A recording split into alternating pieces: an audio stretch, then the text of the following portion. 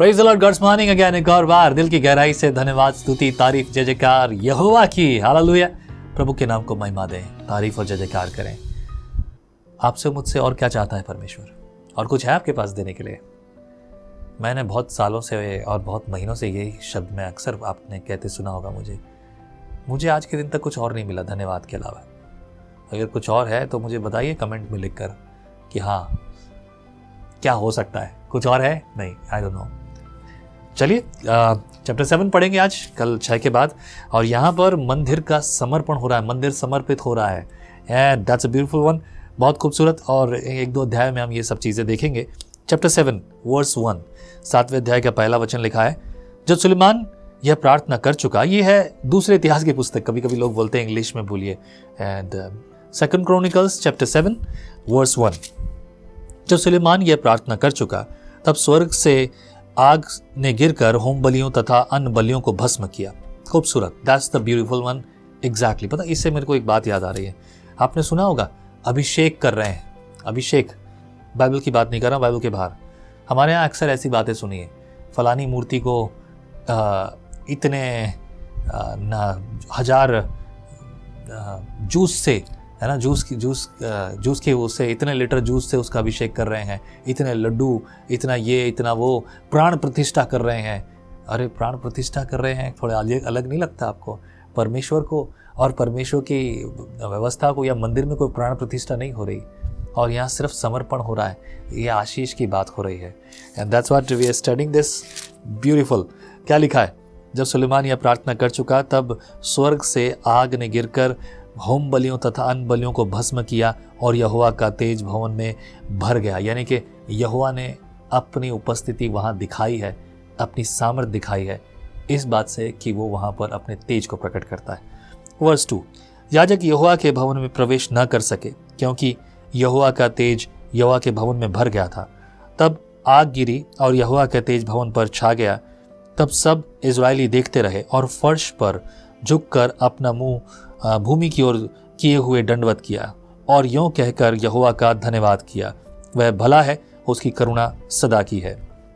Communication एक शब्द है और इस कम्युनिकेशन में एक चीज़ मायने रखती है। मतलब मान लीजिए अगर हस्बैंड वाइफ हो, फ़ोन कर रहे हो, अगर आप किसी को, आप बोल रहे हो हेलो और उधर से आवाज़ ना आए, तो आप अपनी बात सुनाओगे कैसे? कुछ इसको दूसरे नज़रिए से देखिए। आपने देखा होगा अपने घर में बच्चों को, बच्चे पापा, डैडी डैडी डैडी, मम्मा मम्मा मम्मा मम्मा, जब तक मम्मा या डैडी हाँ ना बोले तब तक वो अपनी बात नहीं सुनाएंगे। अच्छा, हाँ बोलने के साथ साथ वो ये भी चाहते हैं कि आप उनकी तरफ देखें। अगर आप उनकी तरफ नहीं देख रहे, अगर आपने देखा नहीं अपने बेटे की तरफ, बेटी की तरफ जो आपको पुकार रहा है, आपने उसकी ओर कान नहीं लगाया, आपने उनकी ओर चेहरा नहीं किया, मतलब अपना फेस नहीं लगाया, तब तक वो आपको अपनी बात नहीं सुनाएगा। परमेश्वर के सामने हमारी संगति ऐसी है कि वो हमारे सुन भी रहा है, हमें उत्तर भी दे रहा है, अगर हम उसे इस रीति से देखते हैं तो। बाकी पुरानी जिंदगी जो मेरी थी, मैं ये सोचता था मैं आराधना कर रहा हूँ, प्रार्थना कर रहा हूँ, कर भी रहा हूँ कि नहीं, देख भी रहा हूँ कि नहीं, मतलब जो मैं कर रहा हूँ वो सुन भी रहा है कि नहीं। वैसे आज भी मसीह में कई लोगों के पास ये सवाल होगा, पर ये सवाल उनके पास है जिन्होंने अभी तक परमेश्वर के साथ अच्छी संगति करना नहीं सीखा। That is the question here। पर यहाँ परमेश्वर हमसे बात कर रहा है। उन्होंने धन्यवाद किया, प्रार्थना की, सब लोगों ने मिलकर आदर सम्मान किया और प्रभु यहोवा ने अपना तेज वहाँ दिखाया। दिस इज 2-way कम्युनिकेशन, आमने सामने। हालेलुया। आइए पढ़ते हैं 4 पद, वर्स 4। तब सब प्रजा समेत राजा ने यहोवा को बलि चढ़ाई। तब राजा सुलेमान ने 22,000 बैल और 1,20,000 भेड़ बकरियां चढ़ाई। यूं पूरी प्रजा समेत राजा ने यहोवा के भवन की प्रतिष्ठा की। इतना सब खाएगा कौन यार? ओके। 6 पद, याजक अपना अपना कार्य करने को खड़े रहे और लेवी भी यहोवा के गीत गाने के लिए वाद्य यंत्र लिए हुए खड़े थे, जिन्हें दाऊद राजा ने यहोवा की सदा की करुणा के कारण उसका धन्यवाद करने को बनाकर उसके द्वारा स्तुति कराई थी। और इनके सामने याजक लोग तुरही बजा रहे थे और सब इजरायली खड़े रहे। फिर सुलेमान ने यहोवा के भवन के सामने आंगन के बीच एक स्थान पवित्र करके होम बलि और मेल बलियों की चर्बी वहीं चढ़ाई, क्योंकि यहोवा की बनाई हुई पीतल की वेदी होम बलि और अन्न बलि चर्बी के लिए छोटी थी। उस समय सुलेमान ने और उसके संग हमात की घाटी से लेकर मिस्र के नाले तक के समस्त इज़राइल की एक बहुत बड़ी सभा ने 7 दिन तक पर्व को मनाया।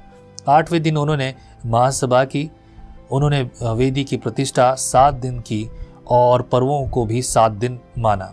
7वें महीने के 23वें दिन को उसने प्रजा के लोगों को विदा किया कि वे अपने अपने डेरे को जाएं, और वे उस भलाई के कारण जो यहोवा ने दाऊद और सुलेमान और अपनी प्रजा इज़राइल पर की थी आनंदित थे।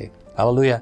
ब्यूटीफुल सेलिब्रेशन, सही तरीके से, सलीके से हर चीज़ व्यवस्थित, प्लान, कौन सा दिन कब कैसा होगा, कौन जाएगा, कौन आएगा, कौन बैठेगा और कहाँ क्या होगा, सब कुछ बहुत बेहतरीन तरीके से, क्योंकि ये यहोवा की आराधना का स्थान है। हालेलुया। 11वां पद लिखा इस प्रकार से, यूँ सुलेमान यहोवा के भवन और राजभवन को बना चुका, और यहोवा के भवन में और अपने भवन में जो कुछ उसने बनाना चाहा उसमें उसका मनोरथ पूरा हुआ। मतलब जो इच्छा थी घर बनाते समय उसकी पूरी इच्छा हुई। ये बड़ी बात है। घर बनाने के बाद भी लोग रह जाता, अरे यार ये नहीं रह गया, अरे यार वो रह गया, ये नहीं हुआ, वो नहीं हुआ। कई बार लोगों के मन में ऐसी बातें रह जाती हैं, लेकिन यहाँ लिखा है सुलेमान जो चाहता था वो पूरा कर लिया उसने। एंड देन लिखा है वर्स 12, तब यहोवा ने रात में उसको दर्शन देकर उससे कहा, मैंने तेरी प्रार्थना सुनी और इस स्थान को यज्ञ के भवन के लिए अपनाया है। यदि मैं आकाश को ऐसा बंद करूं कि वर्षा ना हो, या टिड्डियों को देश उजाड़ने की आज्ञा दूं, या अपनी प्रजा में मरी फैलाऊं, तब यदि मेरी प्रजा के लोग जो मेरे कहलाते हैं दीन होकर प्रार्थना करें और मेरे दर्शन के खोजी होकर अपनी बुरी चाल से फिरें, तो मैं स्वर्ग में से सुनकर उनका पाप क्षमा करूंगा और उनके देश को ज्यों का त्यों कर दूंगा। यहाँ ये जो भाग आया है वचन में, जो यहाँ लिखा है कि यदि मैं आकाश से आग बरसाऊं, टिड्डियों को देश बर्बाद करने के लिए भेजूं, यानी कि बीमारियां समझ लो इस बात को, या प्रजा में मरी फैलाऊं, जैसे कि अभी कोविड का जो ये समय था, महामारी जो थी, इसकी वजह से कई सारे लोग बाइबल के वचन को ना इस तरीके से कोट कर रहे हैं, विच इज़ क्वाइट ओके। मैं नहीं कह रहा हूँ कि वो गलत है, लेकिन it's how do you know this? क्या ये यहोवा की ओर से है? क्या ये हमारी ओर से नहीं है? कई बार चीज़ें वैसी नहीं है जैसा हम देख रहे हैं। मेरे ख्याल से प्रियो, इस बात के लिए संगति करना ज़रूरी है। अगर आप मुझसे पूछेंगे तो क्या ये यहोवा की ओर से नहीं था, तो मैं नहीं जानता। पर हाँ, एक बात सुन लीजिए, यहोवा को लोगों को दुख देकर आनंद नहीं मिलता। वो आपसे और मुझसे प्यार करता है। अभी जिन लोगों की बात की जाए, जितनी भी बात हम पढ़ रहे हैं ना, वो सब इजरायलियों और यहूदियों से सेंटर्ड है। इसके अलावा बाकी अन्य जातियों के बारे में बात नहीं हो रही है। क्या अन्य जातियों के लिए कोई बात नहीं हो रही थी? कुछ उनका जीवन का, उनके बारे में उनके यहाँ कोई घटना नहीं थी? दूसरे राज्य अभी इस समय जो हम बात कर रहे हैं, तो क्या बेबीलोन और दूसरे जो राज्य है मिस्र में इस समय क्या हो रहा है? क्या मिस्र के बारे में हम पढ़ रहे हैं? नहीं पढ़ रहे। मिस्र में भी तो कुछ ना कुछ घटना चल रही है, और जगहों के बारे में तुमने कुछ और बात नहीं सुनी। क्यों नहीं सुनी? पर इस बिग रीज़न हमें सोचना और समझना पड़ेगा। हम एक कुएं में रहकर कुएं की बातें बताने के लिए कि यहाँ कुएं में इतने पत्थरों से ये बना है कुआं, वो आसान है, लेकिन क्या हम ये बता सकते हैं कि इस कुएं के बाहर भी और कुएं हैं? इस बारे में बात नहीं करते लोग। करनी चाहिए, तभी हम सही बात को कर पाएंगे। 15 पद में वर्स 15 लिखा है, अब से जो प्रार्थना इस स्थान में की जाएगी, यहोवा कह रहा है, अब से जो प्रार्थना इस स्थान में की जाएगी उस पर मेरी आंखें खुली और मेरे कान लगे रहेंगे, क्योंकि अब मैंने इस भवन को अपनाया और पवित्र किया है कि मेरा नाम सदा के लिए इसमें बना रहे। मेरी आंखें और मेरा मन दोनों नित्य यहीं लगे रहेंगे। यदि तू अपने पिता दाऊद के समान अपने को मेरे सम्मुख जानकर चलाता रहे और मेरी सब आज्ञाओं के अनुसार किया करे और मेरी विधियों और नियमों को मानता रहे, तो मैं तेरी राजगद्दी को स्थिर रखूंगा, जैसे कि मैंने तेरे पिता दाऊद के साथ वाचा बांधी थी कि तेरे कुल में इज़राइल पर प्रभुता करने वाला सदा बना रहेगा।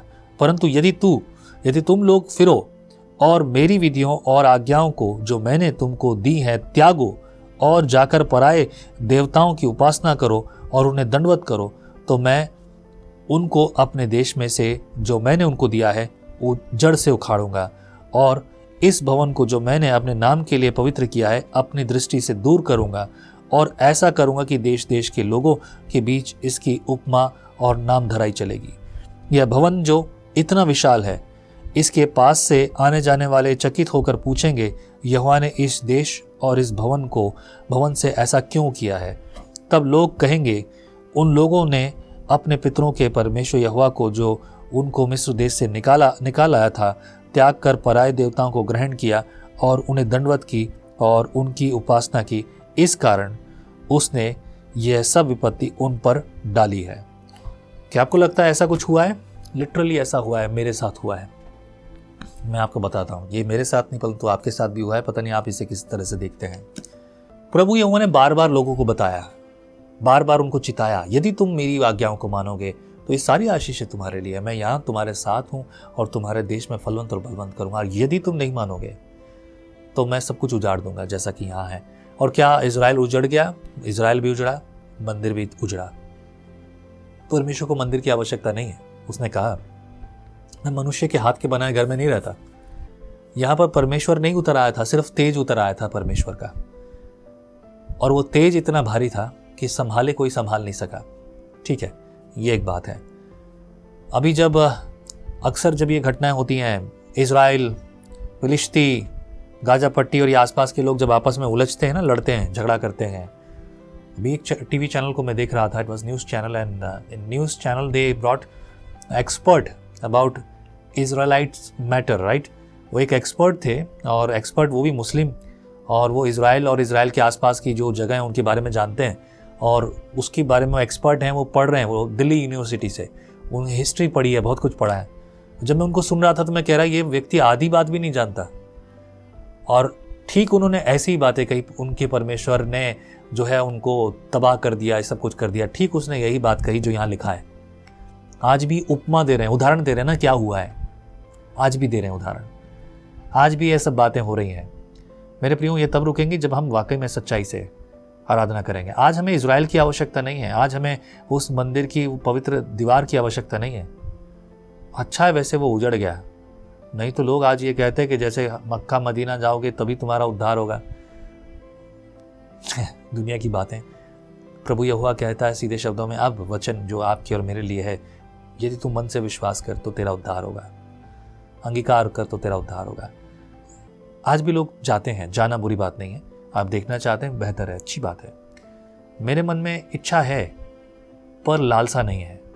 हाँ, अगर मुझे मौका मिला तो ज़रूर जाऊँगा, पर बाकी में 1.5 लाख खर्च करके मैं वहाँ जाऊँ इस बात के लिए, 1.5 से 2 लाख रुपए, मेरे पास ना तो पैसा है, और शायद अगर पैसा हो तो मैं वो पैसा किसी और काम में लगाना ज़्यादा बेहतर समझूंगा।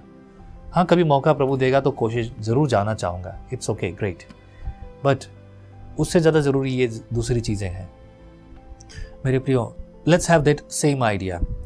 जब प्रभु यहोवा ने कहा कि मैं तेरे लिए वो आशीषों को रखूँगा यदि तू मेरी आज्ञाओं को मानेगा तो, और अगर नहीं मानेगा तो उसके परिणाम गंभीर हैं, तो बेहतर है कि मैं वो करूँ जो परमेश्वर चाहता है। कुछ कहेंगे पुराने नियम की बात अब समाप्त हो गई। नहीं मेरे प्रियो, हाँ ये सच बात है, समाप्त हो गई है, लेकिन पूरी तरह से वैसा नहीं जैसा आप सोच रहे हैं। Let's pray together. प्रभु परमेश्वर बुद्धि दे, ज्ञान दे, ताकि प्रभु हम चीज़ों के लिए और बातों के लिए या उन सब चीज़ों से नहीं, परंतु तेरे वचन से और तेरी अगुवाई में सिधाई से चलने के लिए तैयार ठहरें। गलत बातें, गलत चीज़ें हमसे दूर रहें। तेरी मर्जी सदैव प्रकट हो, वो करें जो परमेश्वर आप चाहते। आपकी मर्जी सदैव पूरी हो। हमारी प्रार्थना सुनने के लिए धन्यवाद। आदर महिमा जलाल तुझे देते हैं। प्रार्थना में प्रभु यीशु के नाम से मांगते हैं, आमीन। प्रभु बुद्धि दे, ज्ञान दे, सिखाए और बढ़ाए, और आपके जीवन में रोज नए आनंद को ले आए। आमीन। जय मसीह की। हम हमेशा सोचते हैं कि शायद मैं भी बाइबल कॉलेज जाकर बाइबल को अच्छे से सीखता, और अब आपके लिए है visionary TV, deep Hindi Bible study के लिए। आप कहते हैं एक कप कॉफी मेरा दिन बना देती है, पर आपका मॉर्निंग डिवोशन विजनरी रेडियो और टीवी पर आपकी जिंदगी बना सकता है।